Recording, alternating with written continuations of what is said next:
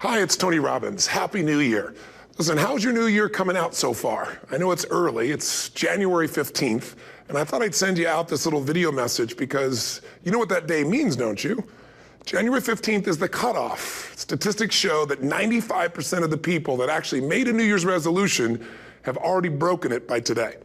And that's if you even made a resolution. Now, if you're the exception to that, I'm thrilled for you, and I support you, and I say keep rocking it. But if you've missed, maybe I could drop you a quick little message or two here that can help you not only recover, but get way beyond just making some New Year's resolution and make some real lasting change in your life. I mean, think about it. Most people don't even make a resolution anymore. Why? Because they've made them from years and years and years, and they know they're not going to follow through. So after a while, who wants to disappoint yourself? Who wants to be upset with yourself? Why even bother to set a new standard for this year? You know it's going to be the same as last year. If you're the kind of person watching this right now and you've actually opened this email and you haven't shut me off already, then obviously that's not you. So the question is, what is it that makes us even want to make a resolution? I mean, it's an interesting question. Why is it at the beginning of a year we have this tradition, but it goes beyond tradition. It's something inside of us that makes us want to make things better. And I think part of it is the calendar gives us this idea that we can have a fresh start, that we can start from fresh and have this great victory. And it's really, the calendar itself is quite arbitrary. It's wonderful to use it, but if you didn't use it effectively, let's use the calendar to serve you today. Let's just see, what does it really take to make this thing happen? Because there's no denying that inside of you, the only thing that's gonna make you happy in the year ahead and the decades ahead is gonna be having you have an experience where on a regular basis, you feel like your life is making progress. If there's one thing I teach, and I wanna remind you of it, it's really simple. Getting things is not gonna make you happy. That's good news in a tough economy. It's a good reminder. It doesn't matter what you get. Doesn't matter whether it be money or opportunity. All those things might excite you for the moment. Even a relationship, as magnificent it may be, might be exciting for a while. But if you don't keep growing, that relationship isn't going to stay exciting. So the secret to real happiness is progress. Progress equals happiness. And if we can make progress on a regular basis, we feel alive. And that's why at the beginning of the year, we get this thing like, okay, I can have this fresh start. I could really do what my soul desires. I could expand. I could grow. I could improve. I could change. Or maybe better than change, I could progress. See, think about that. Progress is an aliveness to it, doesn't it? You don't have to work at changing. People say all the time now, well, I'm working on changing. Don't worry about it. You don't have to work on changing. Change is automatic. Your body's going to change whether you want it or not as the years go by. And no matter how hard you work, there's going to be some changes going on there. The economy is going to change no matter what you want it to do. The weather is going to change. Relationships are going to change. Everything in life is always changing. We don't have to work on change. Change is automatic, but progress is not. So if you want to make real progress, then you really got to look at your life in a different way. You got to say, I got to take control of this process and not just hope it's going to work out like people do who make a resolution. Because really, isn't that what they're really doing at the beginning of the year? They're saying, well, here's my resolutions for the year, and they really basically tell you their wishes. It's their wish list. It's what they hope it all comes together. And then they call it a resolution, but they don't know what a resolution is. When you resolve something, to have a resolution is to resolve it. When you've resolved, this is how it's going to be. That's when you cut off any possibility except the thing you've committed to. It's like the old adage, if you want to take the island, you burn the boats. Because when you burn those boats, there's no going back. You're going to find a way to make things work. And most people, they're stating what they hope will come together, and if it doesn't happen, then they're disappointed, but they're not too disappointed because they're not too vested. What does it take to successfully create a lasting change in your life? To not only have a New Year's resolution you follow through on, but really have a lasting change? Well, the first step for lasting change is very much like making a New Year's resolution. Fundamentally, it's the same. The first step is you got to have a vision for what it is you really, truly want. Not what you think you want or what you should have. I mean, what are most people's New Year's resolutions? I'm going to stop eating sugar. I'm going to stop smoking. I'm going to lose 10 pounds. The problem with that is it's not very inspiring for most people. It's not telling you what you're going to get. It's only what you're not going to do. And it's kind of hard to have you move forward with that. A vision is about what you're here to create. A vision that really works is one that excites you. If you say, well, my resolution, my goal, my outcome for this month, this week, this year is to lose X number of pounds, that's okay, but it's not very compelling. It has to be a compelling vision. It's got to have something that has the power to pull you, not something you have to push yourself to do. Those are two different kinds of motivation. Push requires willpower, and willpower never lasts. What will last is pull. Having something so exciting, so attractive, something you desire so much that you have a hard time going to sleep at night and you get so up early in the morning to rock it and take it to the next level. That's what you're looking to create. And that isn't easy to get. But one of the reasons we do seminars and events and we say, why do that? Why not just read a book or something? Is because when you get in an environment where you're with people that are being put in a peak state, like when you're going to a sporting event, if you watch a sporting event at home, it might have a certain level of excitement. But when you're in a stadium with 50,000 people, suddenly it has a whole different level of intensity. And we feel that. And the bottom line of our follow-through comes down to our emotional intensity. In a different state of mind, you're going to come up with a much better and a more exciting vision than if you're sitting on the couch going, okay, what are my new resolutions for this year? And you're doing it the morning after the new year started and you're a little inebriated and the football game's on in the background. Probably not going to have the power of focus there. Probably not going to have the power of the energy to create something that's going to pull you for this year. And you got to do that. So it's got to be a vision that's compelling. Something that it's going to be a gift to make sure that it happens. And also, along with that compelling vision, you got to have strong enough reasons that you're going to follow through when the going gets tough. That's one of the biggest things missing for most people. They say, this is what I want to do. It's not very exciting. It's not very compelling. But most importantly, they don't have strong enough reasons to push themselves through what's going to be necessary to get that dream, to get that goal when the inevitable challenges come up. When you're starving, hungry, and you're trying to go on a diet, right? When you got no time and you're stressed out and you haven't worked out still, and that's what you're supposed to do. When the economy gets tight and what you thought you're going to do doesn't work, and so you give up on the goal instead of finding another way to get there. You don't let the fear take you over if you've got strong enough reasons. Those reasons can be positive, or those reasons can also be negative. They can be, if I don't do this, this is what's going to cost me. And if I do this, this is what I'm going to gain in my life. Reasons come first, answers come second.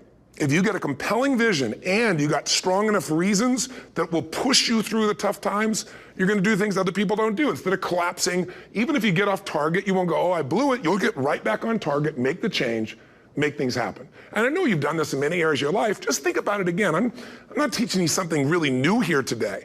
I just want to remind you of what your soul knows. You got to change, you got to improve, and you got to go through a simple process fundamentally to make that progress.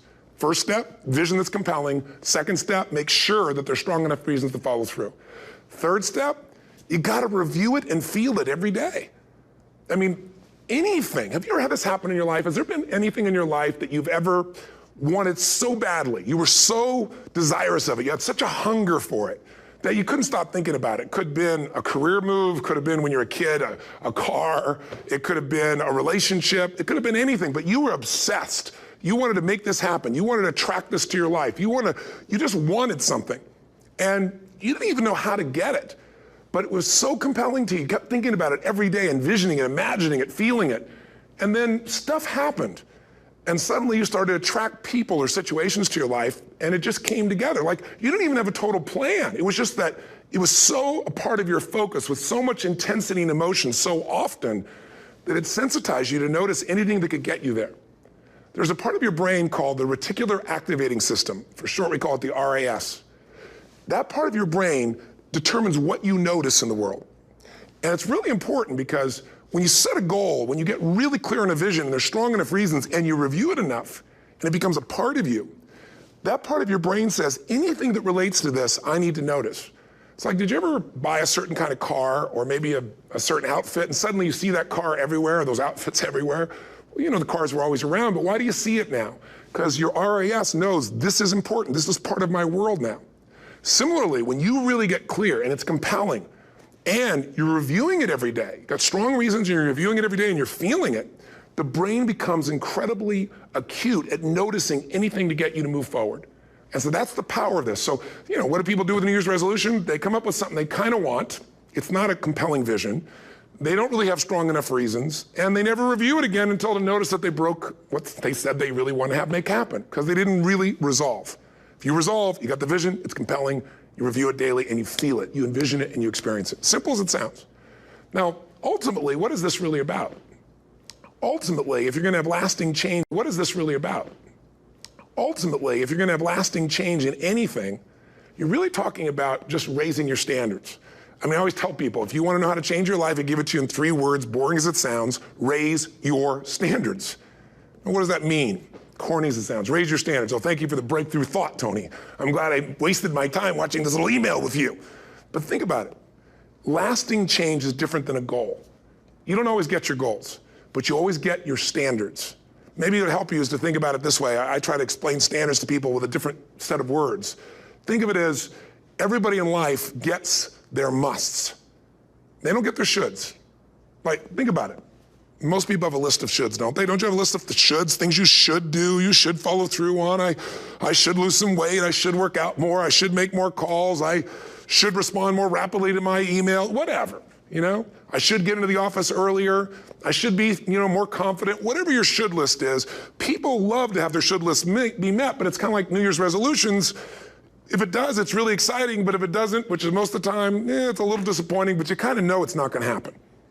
But when you decide something is a must for you, an absolute must, when you cut off any possible, you say, I'm going to find the way or I'm going to make the way. Human beings, when they resolve things, when they make a real resolution inside themselves, which is they raise the standard and they make it a must, they find the way. Think about it in your own life.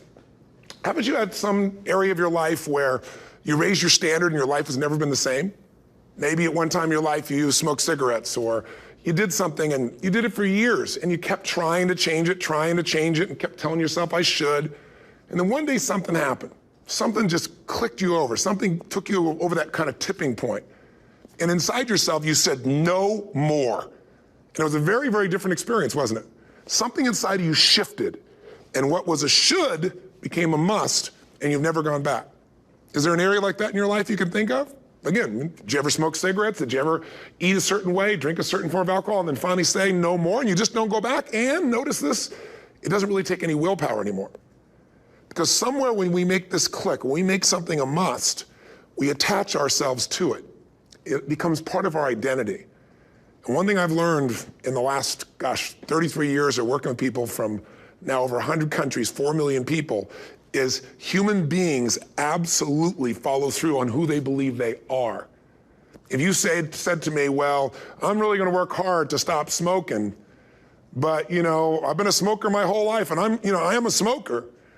I know your days are numbered. You're going to be back smoking cigarettes again because we all act consistent with who we believe we are. I tell people the strongest force in the whole human personality is this need to stay consistent with how we define ourselves. If you define yourself as somebody who is really conservative, you're not going to be crazy and act nuts unless you're really drunk or something, and then you can say it's the alcohol. When it's really just you finally getting permission to be yourself, the alcohol is your excuse. If you're a really crazy person, you act crazy, outrageous, playful. You don't act conservative because that's not who you are. Very often people say, well, I can't do that. I'm not that kind of person. And I always say to people, really, when did you define yourself? I mean, really, how many years ago did you come up with what you could and couldn't do in your life? How many years ago? Most people, if they really look at how they're living their life today, it's based on a set of standards, a set of beliefs that they made choices about 10, 20, 30 or more years ago. I mean, very often we made decisions in our youth or very young about what to believe, about what we were capable of, about who we are as a person, and that becomes the glass ceiling, if you will, that controls us. There's a corny metaphor, but it's true. I remember one time I was with my family at the circus and there was a person there and they had this big giant elephant. And you look at this elephant and they take this little rope, put it around the elephant's neck and they drive this stake into the ground. And I mean, you look at this and you know that elephant could rip down the entire tent with almost no effort. And yet the elephant doesn't struggle, doesn't try. Why? Because the elephant's conditioned. And they take that elephant and condition the elephant when it's a baby elephant. That's how they train them. When it's a little baby elephant and it doesn't have the power yet, they put a big rope around it and they drive this huge stake in the ground and the elephant fights and fights and fights. And one day, finally, that elephant decides, I'm not capable of pulling this out. And once that becomes the definition of an identity of anyone, an elephant in this case, they don't even try anymore. It's just who I am, that's how it is, that's just the way it is in my life. I'd like to ask you to take a look at any place you've got a limitation and ask yourself, when did I decide to accept that limitation? And you may not even see it as a limitation. You might see it as just that's who I am. But so often in our lives, we've adapted to be a certain way so that we don't fail or so that people will like us or respect us, but it's not necessarily who we are. Joy comes when you're spontaneous. It's really hard to be truly happy when you're not being yourself. And most of us have no clue who we are. And so a big part of my work, if you've ever been to an event, you know, is to get people to do things spontaneously without thinking, because that's when the real you shows up. That's when the energy comes alive. And when you do that, when you start to connect to your true nature, suddenly there's energy available for you to set a higher standard for what you want in your life. That's what this is really all about. And when I talk about standards, when I talk about, shoulds versus musts, think about your own life. I know there have been areas in your life where some point in time you just shifted and you raised the standard and your life changed. Because whatever people have their identity attached to, they live. We live who we believe we are. That's just how it works. It's just kind of like, I'll give you an example. Look at your physical body. Your physical body today is an absolute reflection of only one thing, not your goals, not your desires, but your standards. The identity you have for yourself. If your standard is you're an athlete, then there's a certain amount of strength, a muscle tone, and energy that's available in your body on a regular basis because that's who you are. And so you do whatever's necessary to maintain that identity. Again, the strongest force in the human personality is this need to stay consistent with how we define ourselves. Because if you don't know who you are, you wouldn't know how to act. Once you lock in on that identity, your brain finds a way to keep you there. If you say, man, I'm overweight, I've always been overweight, I'm big boned, and that's the story you got, then you're gonna always find a way to get back there. That's your settling point. That's your identity. That's where things lock in. If you see somebody who's in really great shape, you ask them, do you work out? You know the answer. Yes, how often? And they'll tell you 3 times, 4 times, 5 times a week, whatever. In a seminar, I'll ask people, who here works out at least 5 days a week? And I'm stand up. And you look around that room, and you know that they work out 5 times a week because you can see their body. You don't just get a result without some kind of action, without some form of ritual. Ritual meaning actions you do consistently. Now, do you think those people that are out there working out 5 days a week, do they have more time than you do? Or I have, or anybody else? Of course not. Is their life less busy? Of course not. It's just a must for them. They must work out that way, and they've made that turn and their life's changed. So I'm not saying you have to work out 5 days a week. I'm just saying whatever you really want, wants don't get met consistently. Standards do. Whatever you identify, this is who I am. And so it's not so much about changing your identity as there's expanding it. Deciding that, instead of your goal is to lose 10 pounds, which is not compelling, what if your vision was to get back to my fighting weight? This year, this month, this next 90 days, I'm gonna transform my body. I'm gonna take on a new challenge. I'm gonna find some technique or strategy, there's a million of them, that can reframe myself where I want to feel younger, stronger, more vibrant than ever before. Here's my reasons, because I want the energy to really make my life work. Because it's tough out there and I want to be stronger than I've ever been before. I want to go in front of the mirror and if I'm naked, not, want to laugh. I want to look there and take a good look and go, yeah, I'm proud of whatever I see there. Whatever it takes, something's gonna make you laugh, smile, something that's gonna tease yourself, but something's gonna move you to another level. If you identify yourself in a new way and you own that every day, and that becomes the standard of how you live, you'll find the way to make that standard real. Money's the same way. Think about it, it doesn't matter what's happening, quote unquote, in the marketplace. People that make money find a way to make money no matter what, don't they? I mean, most people's standard is to pay their bills. So that's what most people find a way to do, even when economic times get tough. Most people, if that's their absolute standard, they find a way. Some people's standard is pay their bills most of the time. And so most of the time they do. Some people's standard is not just to pay their bills, but to take care of their family and maybe even some of their friends. And they find a way. In fact, some people may be in a family where they don't have enough money. They barely have money to pay their bills. They work their guts out. And then somebody, their mother, their father, somebody else, their sister gets ill, and there's not enough money to take care of it. Nobody else has money in the family. They don't either, but they find a way to get that money to take care of their mother or father, don't they? And pay their bills. They never could do it before. Why? The situation made them raise their own standard. And not everybody does that. Somebody else in the family might have money and still not take care of their mother. It all comes down to the inner game, my friends. Changing your life is a change in the inner game. The outside world you can't control, but you have absolute control over this one if you learn the dynamics of what shapes you. And identity is one of those simple, clear, fundamental basics that if you start to shift it, everything else will shift in your life as well. Fundamental basics that if you start to shift it, everything else will shift in your life as well. Some people, by the way, have to have more than enough money to do what they want, when they want, where they want, with whomever they want, contribute the way they want. And if that's their must, they find a way. I know that sounds overly simplistic, but it's true. You know, somebody once said you could take all the money in the world out of the hands of everybody, out of all the wealthy people in the world who are really successful, give it to other people. It wouldn't take too long, those people would have it back in their hands. It's not because they're manipulative, it's because they have a standard. Some are manipulative, don't get me wrong, but they've got a standard of what they're gonna find a way to make happen. I'm just simply saying to you, take those 3 magic words and live them. Raise your standard. And if you really wanna do it, then I'll tell you the most important secret. Have you ever done this? Have you ever told yourself you're raising your standard? Okay, I'm gonna go make this happen. I'm gonna go make this much money. I'm gonna transform my kids. I'm gonna create the ultimate relationship in my life. I'm gonna transform my body, whatever it is. And then you don't have strong enough reasons and you don't use it. You don't follow through. It's because you didn't back up your standards with what makes those standards real, and that's rituals. Rituals are where the power is. Whenever we do our Robbins results coaching, and we say Robbins equals results, the way we get results with people, it's the same way if you listen to my Ultimate Edge program, or back in the old days, Personal Power, or if you went to one of my seminars. You know what I do is I take these huge challenges you got and we break them down into little bite-sized steps. Little things you do each day that after you do them, you get so much momentum that it's easy to succeed. You're not overwhelmed. You have these victory day after day after day on little things. If you went through Ultimate Edge, I'm sure you learned about the hour of power, or the 15 minutes to be able to be fulfilled, or 30 minutes to thrive, where you literally just condition your body and emotion with a couple little rituals. So it doesn't matter what's going on in your world, you feel that strength, and it's not fake, it's not some pump up, it's coming from inside you, and it works. Rituals define us. See, all the results in your life are coming from your rituals.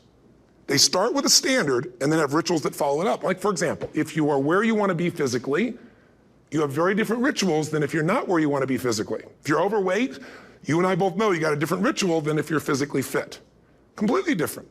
You get up in the morning, what's the first thing you do if you're fit? Your shoes are there, you roll over, doesn't matter how you feel, you put on your shoes, you lace them, you start walking, or whatever that ritual is. If you're overweight, you roll over and you have a very different ritual. You might roll over several times to turn the alarm clock off. You go in and get your mocha, smocha, whatever, special coffee. You stop by at Starbucks, whatever the case may be. You have your nice sugar muffin. It's supposed to be really nice for you. Whatever you do, it's a different ritual. If you have a great, passionate relationship, you have very different rituals in how you come home than if you have a lousy relationship. When you come home and the first thing you do is you're tweeting somebody, or you're emailing, or flipping on the news, or you don't even come home. What are the rituals? Whenever I study people that are successful, what I look for is what's the standard they hold themselves to, and then what are all those little rituals that add up? Because think about it. Success and failure are not giant events. They don't just show up. You don't just suddenly become successful or suddenly have this cataclysmic event that makes you fail. It may look that way, but failure comes from all the little things. It's failure to make the call. It's failure to check the books. It's failure to say, I'm sorry. It's failure to push yourself to do things physically that you don't want to do. And all those little failures day after day come together until one day some cataclysmic event happens and you blame that. That event happened because you missed all the little stuff. Do you agree with me? And success, by the way, is not some overnight event. It's all these little things. Success is having a vision. Success is making it compelling. Success is really seeing it and feeling it every day with strong enough reasons. Success is feeling the sense that I'm here to grow and I'm here to give something to the world more than just myself. Success is caring about other people. Success is calling and saying, I love you in the middle of the day for no damn reason.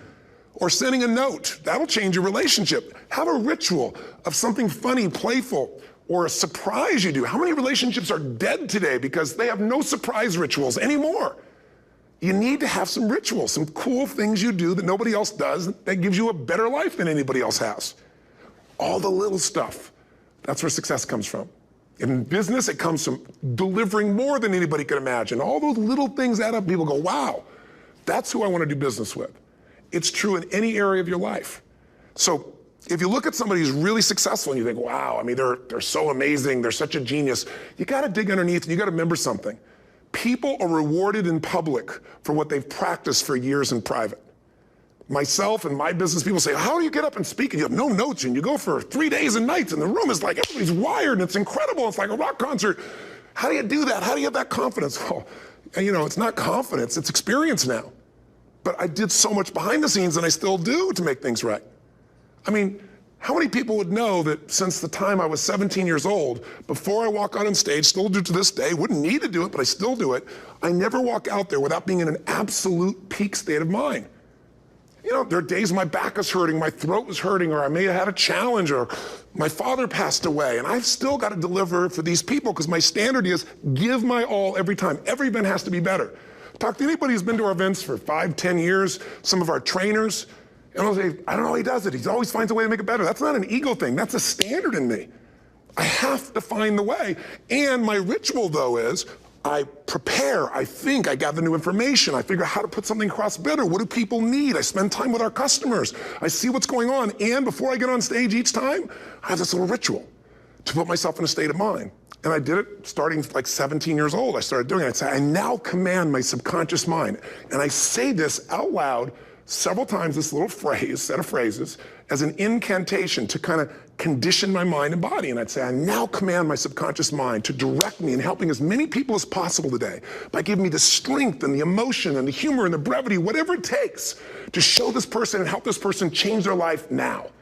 And I started that with a person when I worked with people one-on-one, and I would do that for 45 minutes driving in my Volkswagen to go serve and coach somebody for the first time.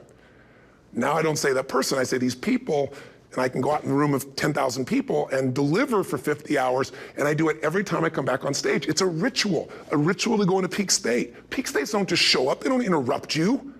Great ideas don't interrupt you, you gotta pursue them. I talked to Michael Jordan, I'll never forget, at the peak of his career, and got to watch his final game, saw him backstage and spent some time with him, and it was a pretty exciting time. He was the greatest basketball player I think that ever lived and has ever lived. And I asked him, I said, you know, what sets you apart, Michael? You know, what is it? And is it God-given talent, ability, skill? What is it? And he said, Tony, you know, he said, I can shoot you straight, and you know it's not, you know, me trying to act humble. He goes, I have a lot of talent, a lot of God-given talent, a lot of skill. I've worked really hard, but he said, really, it's my standards. He said, every day I demand more from myself than anybody else could humanly expect. I'm not competing with somebody else, I'm competing with what I'm capable of. Magic formula. Because most of us lower our standards, why? Because who you spend time with, my friends, is who you become. One of the biggest reasons I started going to seminars when I was like 17 is I had nobody around me as a great role model. I could read about somebody, but being around people, being in that environment was very different. Finding a way to go to work with someone who lived that standard of life was very different. You get around people with low standards and you compete with it.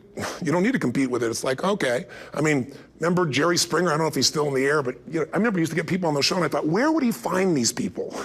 And why would people watch? I'll tell you why they watch. They watch these people and go, my life's still pretty darn good compared to that person. Look at them. You don't have to change your life. All you have to do is find somebody with a lower standard and you'll feel good about yourself. But if you feel that good feeling, it's an illusion. The only thing that's going to make you happy, my friend, in this year or any other, is to step up. It's to raise the standard. It's to discover what you're capable of and feel that incredible power of pushing through whatever's holding you back and get to the other side of more of your true self. That's what this game's all about. And look at the best of the world in anything. Tiger Woods, what's his vision? To win golf tournaments? No, to be the best that ever lived. That's his goal, that's his vision. But here's what's interesting, he backs it up with rituals. If you just have a vision and you don't have the rituals, stop lying to yourself.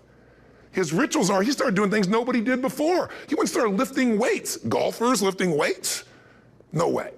He went out and he changed his swing when he was the best in the world because he realized in order to be the best that ever lived, he was gonna have to change his swing. If you know anything about golf, you don't change your swing when you're the best. And he went and retrained himself because he has different rituals than other golfers. Now many people are modeling his rituals to get better. It's amazing. You know, you look at somebody like Michael Phelps, the 2008 swimmer, won 7, you know, only 2 people I think in history, if I remember correctly, that have gotten 7 gold medals in one session. And here's a guy, he's got number 6 under his belt and he's exhausted and he's going in for that final swim. I'm sure you remember. And how does the guy win? By 1/100th of a second. Do you think that was some massive skill that got him over the top? Or was it a standard that says, this is who I am? I am the champion. And no one is taking this from me. And somehow in those final milliseconds, 100th of a second, he pushed himself just beyond his competitor. Milliseconds, 100th of a second, he pushed himself just beyond his competitor. But you know about Michael Phelps? What allowed him to be able to push beyond that moment is his rituals. Go study the guy. Most people who swim have these unbelievable workouts. He does 2 and 3 of those workout sessions a day. All the other swimmers in the beginning thought he was insane. You're gonna overtrain, you can't do that, it's not physically possible. But he had a standard and the rituals to back it up. So here's my final message to you, because I've gotten carried away. I thought I was gonna send you like a 5-minute message, but as you can see, there's no script here. It's just me going a little crazy with you, but I wanna really see you get what you want this year. Don't let this year be like last. And if last year was great, still don't let it be that way. Raise the standard. If your life is perfect and extraordinary, you darn well know you're not gonna be happy unless you keep making it better. That's what makes us feel alive. It's not what we get that makes us happy, it's who we become and what we're able to give because we become more. That sense of contribution is what creates the deepest meaning. So here's my assignment for you, if you want one. If you want to go from conversation to some action, here's a simple thing to do. What's an area of your life right now that you really want to improve? What's an area that's important to improve? If your body's great, how about your career? If career's great, how about your relationships?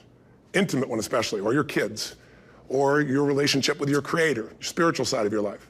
Or is it your finances? Figure an area that really matters. Decide on that area. Number 1, write down what your life is like in that area right now as specifically as possible.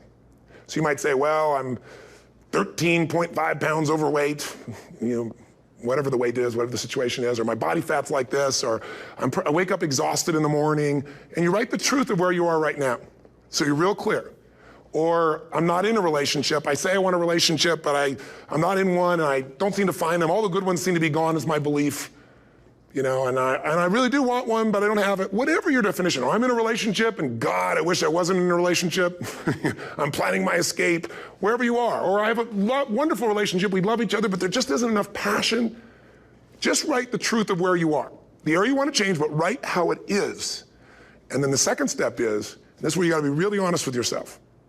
What are the rituals that have put me there? Because whatever results you're getting, even if you don't like the results, there's some rituals that are keeping you in that place. There's some rituals of what you eat or don't eat, how you move or don't move, how you sleep or don't sleep. There's some rituals in the lack of variety or spice or energy or focus in an area. There's something you're doing, and it's usually not one thing, it's a bunch of little things that you kind of do consistently whenever you think about getting in a relationship, whenever you think about working out, whenever you think about money. You get yourself in a state of overwhelm. You start thinking about all the things you can't control. Just write down all the rituals you have, and then here's the third step. What do you want? What's your vision? And be really specific. I want to be my fighting weight. I want to be the strongest I've ever felt. I'm going to turn whatever it is, be specific. And then, last step, number 4, what are the rituals that'll get you there? What would you need to do differently each morning if you're going to be that kind of energy, that kind of strength? How often would you work out? What days would you work out? What time? A ritual is something you do consistently, usually at a specific time, so it becomes automatic. Let me tell you something. Willpower doesn't last, but rituals can last a lifetime. I bet you have some rituals in your life right now you've been doing for years, even though some of them don't serve you. I'm just saying, wake yourself up. If you want a new year and a new life, you don't need to start on January 1st. Start today. Start with this little video. And just begin to see what happens and see how easy it is to just do a few little rituals. Don't do them all, just do 2 or 3 new things. And you know what happens? You'll get momentum. Because once you discipline yourself in one area of your life, you feel yourself doing it in other areas as well. And I always say something that my original teacher taught me. I always remind people, there's always 2 pains in life. There's the pain of discipline, or there's the pain of regret. And discipline weighs ounces, as my friend Jim Rohn taught me. Regret weighs tons. You don't want to have regret. So right now, what do you want to change? What's it really like? What are the rituals that got you there? That'll take a little homework. If you're not sure, ask the people around you. They'll tell you what your rituals are. What do I really want in depth? What are the rituals that'll get me there? And then get yourself to start a few of those actions and lock them in place. If I can help you in any way, we're here as a company to support you. Come have an event with us. Come to Unleash the Power Within or Mastery University, or get a coach. You can get a free coaching session if you call our company and click on something on this. Will probably have something on it, or get a product. Or don't do anything with us, but do something with somebody, starting with you. If you make the changes in yourself, you're gonna be proud this year, and no amount of money or accolades from other people can mirror the feeling of being proud of knowing you've taken back control of your life, or you've taken a great life to another level. Because once you do that, you have something you can give other people, whether it be your kids or your friends or your family. And ultimately, that's what life's about. So thanks for listening. I don't know how long I went here, but I hope this has been helpful for you. I just thought it's a new year, and I want people to be able to truly create a new life. And until I see you again, hopefully soon, or gets a chance to meet you, live strong and live with passion. And of course, God bless to you. Happy New Year.